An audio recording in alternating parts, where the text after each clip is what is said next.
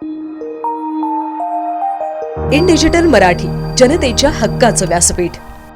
ठाणे ते उल्हासनगर लोकलमध्ये प्रवास करणाऱ्या 26 वर्षीय महिलेची दिव्यांगांच्या डब्यात छेडछाड झाल्याची धक्कादायक घटना उघडकीस आली आहे। ही घटना 2 डिसेंबर रोजी रात्री साधारण 8:15च्या सुमारास घडली। फिर्यादी महिला उल्हासनगर येथील रहिवासी असून नोकरीसाठी ठाण्यातून परतत होती। डोंबिवली स्टेशन सुटल्यानंतर आरोपी अनुज सुरेंद्र सिंग आणि अभिलाष अर्जुन नायर या फिर्यादीसोबत दिव्यांग पासवरून वाद घातला। वाद वाढतच दोन्ही आरोपी महिलेच्या अंगावर धावून गेले आणि तिचा हात पकडत विनयभंग केला असा आरोप महिलेने केला आहे। नंतर महिला आणि दोन्ही आरोपी उल्हासनगरला उतरले तेव्हा महिला काही प्रत्यक्षदर्शी आणि आरोपी यांच्यात मोठा वाद निर्माण झाला। घटनेची माहिती मिळताच तत्काळ रेल्वे पोलीस हे घटनास्थळी पोहोचले। तेव्हा त्यातील काही महिलांनी आपल्या सुरक्षेबाबत आणि आरोपींना आपल्या ताब्यात देण्याबाबत पोलिसांसोबत वाद घातला। घटना चिघळू नये म्हणून पोलिसांनी आरोपींना एका खोलीत बंद केले।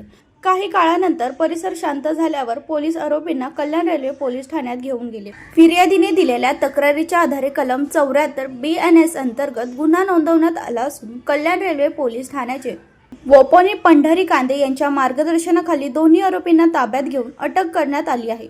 घटनेमुळे महिलांमध्ये भीतीचे वातावरण निर्माण झाले असून रेल्वे प्रवासातील सुरक्षेचा प्रश्न पुन्हा एकदा ऐरणीवर आला आहे। उल्हासनगर रेल्वे स्टेशनवरती आपले उल्हासनगरमध्ये राहणारे काही महिला मुली हँडिकॅप आणि लेडीज डब्यामधून येत होते। तर हँडिकॅप डब्यामध्ये आपल्याच परिसरातील ओळखीचे आहेत। तर ते काही बेवडे आणि ते काही जण होते असे विद्रोही।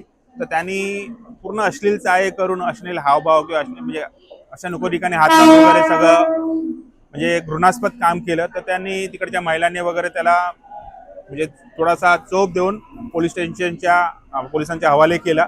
पण हे खूप निंदनीय गोष्ट आहे की हँडिकॅपमध्ये लेडीज डब्यामध्ये खरंच RPFचा जवान असणं गरजेचं आहे, कारण त्यात महिला पण येतात आणि अपंग असतो। आणि चर्सी गंजटींचा खूप वावर सगळीकडे वारलाय। तर आमची पोलीस डिपार्टमेंटकडनं हीच विनंती आहे की त्यांनी यांच्यावरती कडक कारवाई करावी आणि ह्यांनी पुढे असा कुठला गुन्हा करू नये आणि ह्यांच्यावरती जी कारवाई होईल ती बघून दुसऱ्यांनी कोणी असा गुन्हा करण्याचा म्हणजे हे अजिबात प्रयत्न करू नये अशी आमची त्यांना विनंती आहे। जर म्हणजे आम्ही यायच्या पहिले पोलीस स्टेशनला होते, जर आम्ही यापर्यंत बाहेर भेटले असते हा रूप काहीतरी वेगळंच असतं, कारण की असे जे विद्रोही लोक असतात त्यांच्यावरती कडक कारवाई नागरिकांनी पण केलीच पाहिजे आणि प्रशासनाने जास्तीत जास्त कडक कारवाई यांच्यावरती केली पाहिजे।